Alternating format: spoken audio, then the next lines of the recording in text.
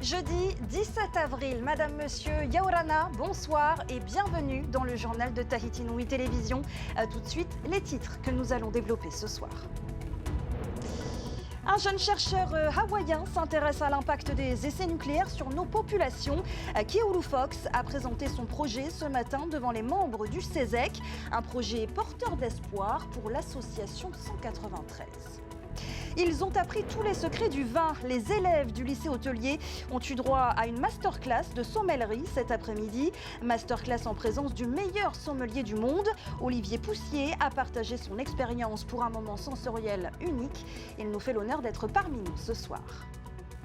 Et puis il y aura du sport, bien sûr, comme chaque jeudi. Oriano Tefo est avec nous pour nous donner des nouvelles de nos sportifs à l'étranger.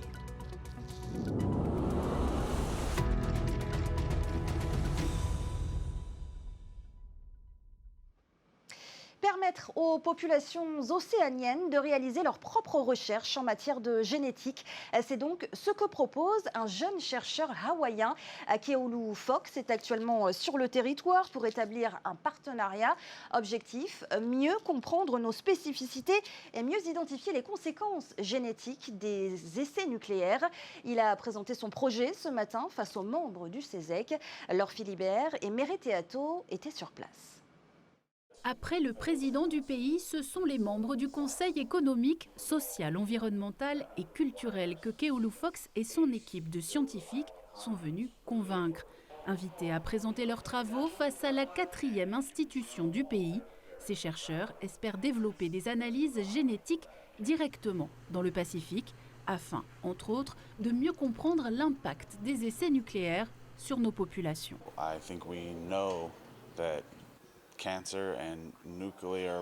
Nous savons que le cancer, les explosions nucléaires et l'exposition aux radiations entraînent directement à différents types de cancers, notamment le cancer de la thyroïde. Cela a été prouvé et est clairement évident dans des endroits comme Tchernobyl, les îles Marshall et Fukushima. Et je pense que nous observerons des tendances similaires. Mais ici, le génome des gens est différent et les types de thérapies ciblées dont nous aurons besoin seront donc également différents. Si rien n'est encore entériné, des infrastructures sont déjà opérationnelles. Le laboratoire existe, l'Institut du cancer existe, avec une mission de recherche et cela tombe à pic puisque les données qu'ils doivent être récupérées et analysées peuvent se faire dans le cadre d'un laboratoire qui n'est pas à créer puisqu'il existe aujourd'hui. Pour l'association 193, à l'initiative de l'échange avec la société civile, ce partenariat est porteur d'espoir. Le ministre de la Santé a dit que l'État allait s'engager. Mais pour nous, il y a encore ce doute-là sur le fait que ce soit mené par l'État. Alors que là, le professeur Fox, il est américain, il est hawaïen, donc on se dit qu'il y a une certaine impartialité dans les recherches que conduirait cette équipe-là. À ce jour, 96% des études sur les génomes qui associent les variations génétiques à certaines maladies concernent uniquement les Européens.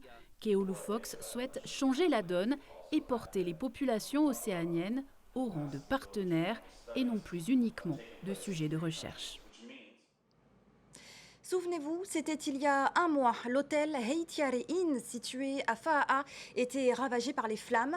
Quelques jours plus tard, un sans-abri souffrant de troubles cognitifs avait avoué être à l'origine de l'incendie. Cet après-midi, le procureur de la République l'a condamné à 15 mois de prison, dont 8 avec sursis, pour destruction involontaire par incendie. Une vingtaine de personnes se sont également constituées victimes ou parties civiles. Elles ont réclamé des dédommagements. Cette partie de l'affaire sera jugée quant à elle le 15 septembre prochain. Je vous le disais en titre, une masterclass de sommellerie a eu lieu cet après-midi à l'école hôtelière de Tahiti. Pour ce faire, un invité prestigieux, Olivier Poussier, meilleur sommelier du monde, est venu présenter son parcours professionnel et apporter ses conseils. Avant de le recevoir en plateau, voyez ce reportage de Liora Bounik et Désiré Teivao. C'est plus rond, plus épais. Dans une ambiance studieuse, amateurs et passionnés viennent apprendre les secrets du vin. Guidés par un sommelier expert, chaque dégustation devient une expérience sensorielle unique.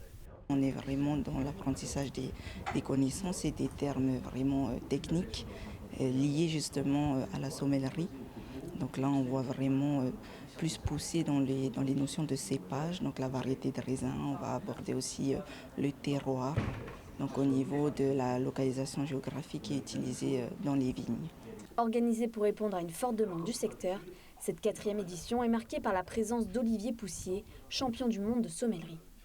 Une venue précieuse, notamment pour adapter l'enseignement aux réalités locales.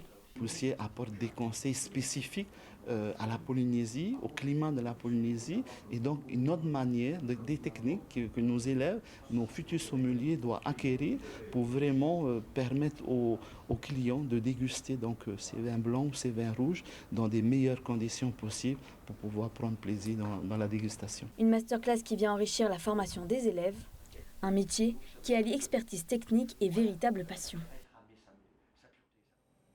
Olivier Poussier, bonsoir. Bonsoir. Merci de nous faire l'honneur d'être parmi nous ce soir sur le plateau de Tahiti Nui Télévision. Vous avez donc été élu meilleur sommelier du monde. C'était en 2000 au Exactement. Canada, à Montréal.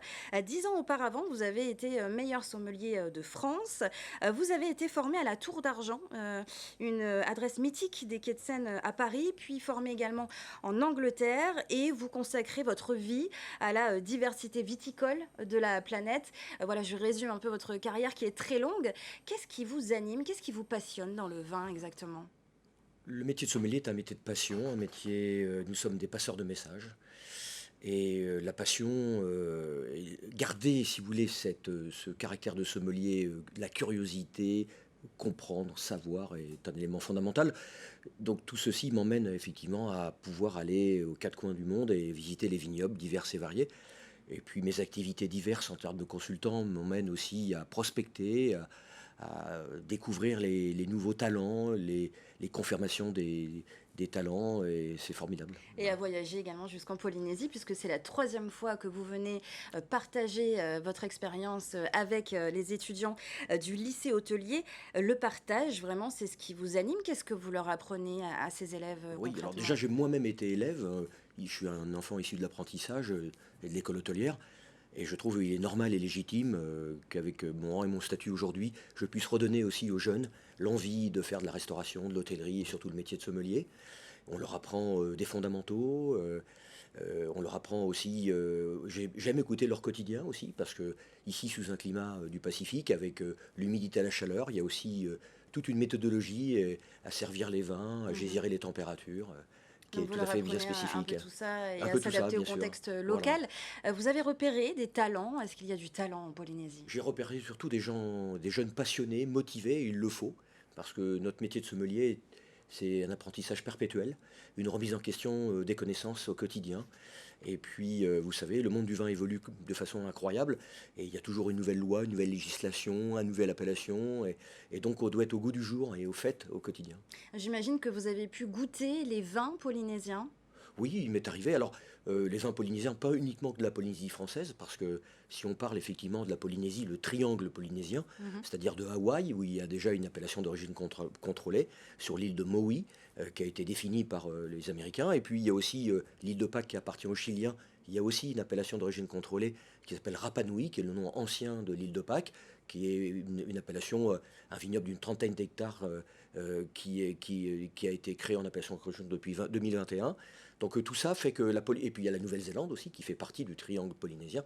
Donc effectivement, je goûte souvent les vins de Nouvelle-Zélande. Alors vous avez un autre lien avec le Fénois puisque vous conseillez, vous l'avez dit tout à l'heure, vous avez votre propre cabinet de conseil. Vous conseillez également la compagnie Air Tahiti Nui. Vous êtes donc le nez derrière les cartes de vin que l'on propose sur la compagnie. Oui, j'ai la chance effectivement d'accompagner en tant que consultant Air Tahiti Nui depuis 2017. Et je m'occupe effectivement de la sélection des vins pour la classe business. Et à ce titre, d'ailleurs, c'est une des parties de cet après-midi. On a goûté des vins qui étaient présents à bord pour les élèves, des vins de la compagnie. Alors le vin français, lui, s'exporte beaucoup aux États-Unis. Mais depuis quelque temps, le chantage aux droits de douane exercé par Donald Trump flotte comme une épée de Damoclès. On imagine qu'il y a une grande inquiétude, une vive inquiétude dans le domaine en France, parmi les professionnels. Évidemment, vous savez que le marché du vin et des spiritueux en France, c'est la deuxième ressource après l'industrie de l'aviation, et que le vin fait partie de notre culture et de nos traditions, et que les vignerons, l'entité des vignerons français et tous les vignobles français le marché américain est un marché très important. Cependant, bon, on ne connaît pas encore vraiment les balbutiements un peu. On a parlé de pourcentages très élevés de taxes, on revient à des pourcentages qui sont plus cohérents. On a déjà connu ça dans le passé parce qu'on a eu déjà des taxes sur les vins français à 20% il y a quelques années en arrière. J'ai tendance à dire que la grandeur des vins français et surtout des grandes appellations subiront moins le préjudice de ce genre de taxes. Je pense que les vins les plus à plaindre, c'est surtout les petits vins qui sont les vins bon marché, les vins faciles à boire qui, je pense, vont, de par cette crise, si elle est confirmée, vont souffrir davantage. Plus impactés. Pour finir, Olivier Poussier, j'avais une petite question. On est à l'heure du dîner. Quel serait le meilleur vin qui accompagnerait notre traditionnel poisson cru au lait de coco? Alors, poisson cru au lait de coco, ce thon à lait de coco avec tous les aromates et à la fois les oignons et autres.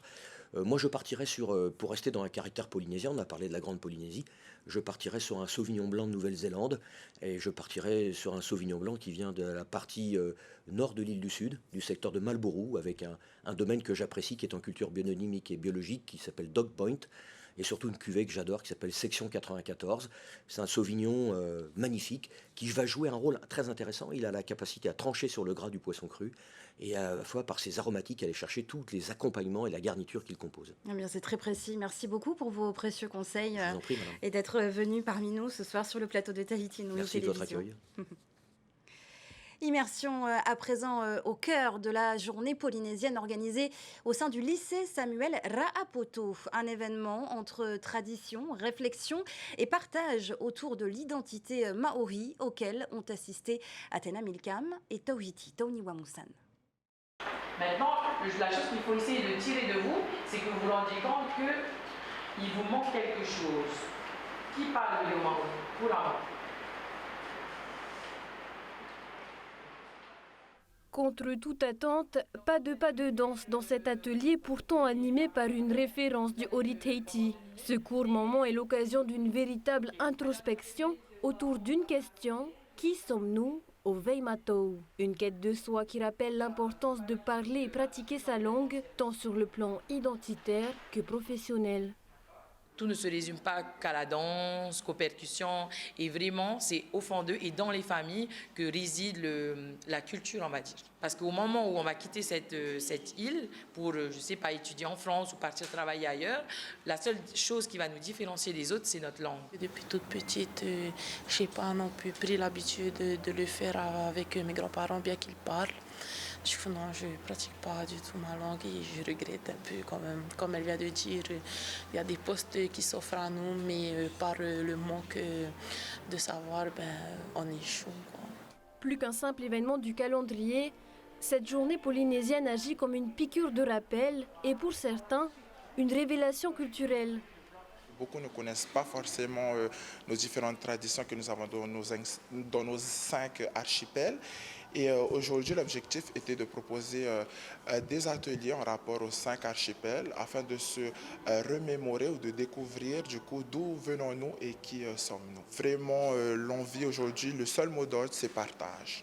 Un partage réussi à en croire l'engagement des étudiants dans les ateliers pour qu'un jour, eux aussi, deviennent passeurs de culture.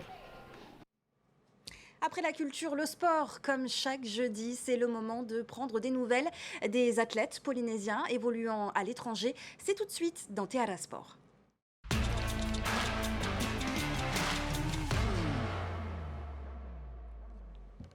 Oriano Tefao Yorana. Yorana Sophie. Alors, direction l'Hexagone pour débuter cette rubrique, plus précisément à Rennes, où se disputent les championnats de France junior de natation. Et oui, ils sont 4 nageurs du Fénois à avoir fait le déplacement et on peut dire qu'ils ont déjà bien entamé la compétition puisque des records et des meilleures performances personnelles ont déjà été réalisés. Paolo Groli remporte une médaille d'argent sur le 50 mètres d'eau. Deoti Vido, quant à elle, enchaîne les performances chez les juniors 3e année, une catégorie très relevée. Elle se qualifie en finale sur plusieurs épreuves et fait tomber 3 records de Polynésie. À la fin de la 3e journée de compétition, nos athlètes nous ont proposé un premier bilan. Vous allez le voir, ils étaient encore dans la voiture sur le chemin du retour. Regardez. Le premier jour, j'ai nagé de 50 d'eau, j'ai fait record de Polynésie. je suis assez contente. Deuxième jour sans pape, où j'ai fait record de Polynésie plus une finale A. Du coup, contente aussi. Et aujourd'hui, j'ai fait le 204 nages où j'ai refait le record de Polynésie et une autre finale A. Bah, il y a toujours des choses à améliorer, hein, mais ouais, je suis satisfaite de ce que j'ai fait pour l'instant. Moi, j'ai commencé avec le 100 papillons. Je me suis améliorée sur mon temps, mais j'ai pas réussi à me qualifier sur une finale, donc petite déception, mais ça va. Ensuite, sur le deuxième jour, j'ai fait le 50 mètres d'eau. Donc déjà, dès les séries, j'ai battu mon temps personnel et j'ai réussi à me qualifier pour les finales A, donc c'était bien. Et ensuite, en finale A, j'ai encore battu mon temps et cette fois-ci, j'ai fait une deuxième place. Donc une médaille et très content. Et ce n'est pas fini pour nos athlètes puisqu'il reste encore quelques épreuves à disputer. On les écoute.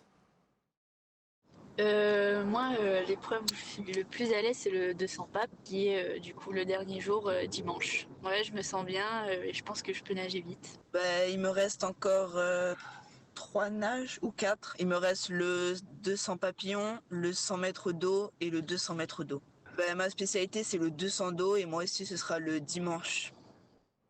Et on reste, Oriano, dans les bassins de natation, mais en Nouvelle-Zélande, cette fois, un jeune nageur tahitien a brillé lors d'une compétition internationale. Et oui, à 13 ans seulement, Toahei Tihoni a marqué les esprits lors du championnat de natation en Nouvelle-Zélande appelé Apollo Project, qui rassemble les jeunes pépites, les jeunes nageurs talentueux du Pacifique. Sur les 50 mètres nage libre, notre représentant a réalisé un très bon chrono de 26 secondes et 11 centièmes. Il était seulement à 11 centièmes d'écart du premier et récupère donc une médaille d'argent. De très belles performances donc réalisées ce week-end qui prouvent que la natation locale se porte bien.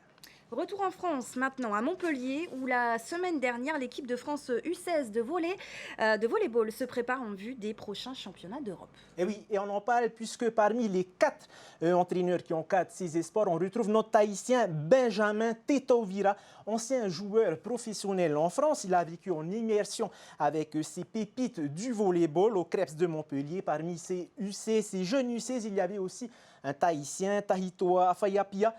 Benjamin nous raconte ce stage de formation, on l'écoute.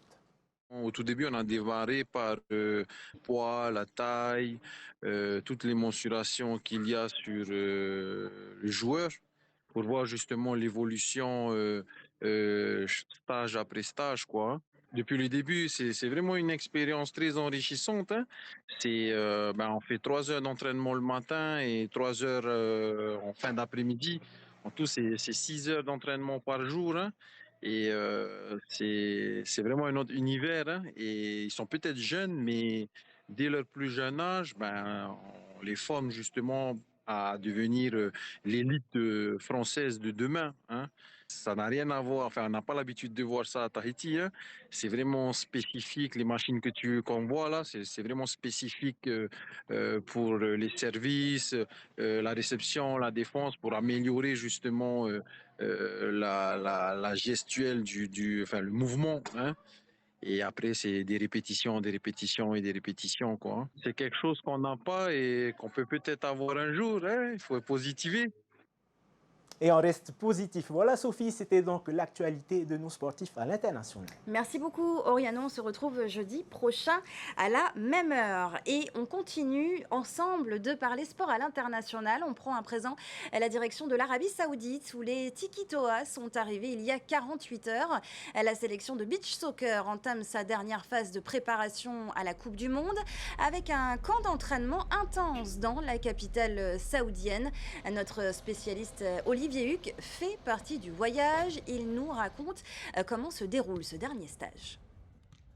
Bonsoir Sophie, en effet nous sommes du côté de Riyad en Arabie Saoudite pour la dernière ligne droite de la préparation des Tiki Toa avant la Coupe du Monde de beach soccer qui se déroulera aux Seychelles. Alors pourquoi un stage de préparation en Arabie Saoudite juste avant ce tournoi? Eh bien pour 2 raisons principales. Déjà, l'Arabie Saoudite est quasiment sur le même fuseau horaire que les Seychelles, ça permet aux joueurs de bien récupérer et d'être dans les temps pour préparer cette Coupe du Monde. Et puis également grâce aux très bonnes relations avec la Confédération océanienne de football et puis la SAF, la Saoudian Arabian Football Federation, qui a invité les Tikitois pendant cette semaine de préparation, avec notamment l'hébergement, la nourriture, les transports et puis les infrastructures. Une économie de près de 5 millions pour nos Tikitois dans le cadre de cette préparation. Au programme pour les hommes de Teva Zeveroni, notamment du renforcement musculaire le matin en salle, et puis bien sûr les après-midi, place au beach soccer, vous le voyez derrière moi, avec la répétition des gammes, les blocs. Voilà Sophie, ce qu'on peut dire pour cette semaine de préparation qui démarre du côté de l'Arabie Saoudite, ici même à Riyad. Voilà, merci à Olivier Huc. Et la Coupe du Monde de beach soccer aura lieu aux Seychelles à partir du 1er mai. Et je vous propose maintenant de rejoindre un autre journaliste de TNTV, mais cette fois en direct des grands studios. Heimanou Manoutei présente ce soir un nouveau débat sur la crémation dans l'émission Touati, Paroles croisées. Il sera aux côtés de Juliano Toutou. Heimanou Yorana, bonsoir. Pourquoi avez-vous décidé de vous emparer de cette thématique ? Oui, bonsoir Sophie. Alors aujourd'hui, le constat est alarmant car on a des cimetières qui arrivent communaux à saturation, on manque de parcelles de terre. Mais la question qui se pose, comment faire? Est-ce qu'il faut adopter une autre méthode ou réfléchir à d'autres solutions? D'où le thème de ce soir, n'est-il pas temps d'adopter ou n'est-il pas temps d'installer un crématorium en Polynésie tant que de passer à la crémation après saturation de nos cimetières? Une thématique très vaste et très complexe car aujourd'hui la préoccupation c'est l'avenir de nos jeunes. Donc c'est l'accès à un foncier donc pour y construire une maison. Donc je n'en dirai pas plus Sophie. Donc je vous laisse le soin de regarder le débat de ce soir en langue tahitienne en direct sur Tahiti Nui Télévision que j'aurai le privilège de présenter avec notre ami Juliano Toutou en langue tahitienne sur Tahiti Nui Télévision. Voilà, tout est dit. Merci Heimanou Manoutei et très bon débat ce soir. Rendez-vous donc à 19h25 pour cette émission, je le rappelle, en langue tahitienne. Pour finir, nous recevions tout à l'heure le meilleur sommelier du monde. Il est important, bien sûr, de rappeler que l'abus d'alcool est dangereux pour la santé. C'est la fin de ce journal. Merci de votre fidélité. Juste après, retrouvez les émissions Toua et Moana, suivies donc de l'émission Touati, Paroles croisées. Enfin, de 2 épisodes de la série Drop Dead Diva.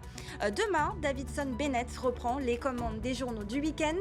On se quitte ce soir sur des images de la cérémonie des 50 ans du lycée professionnel d'Uturua à Reiatea. Je vous laisse apprécier et vous souhaite par avance un excellent week-end de Pâques. Très belle soirée sur notre antenne.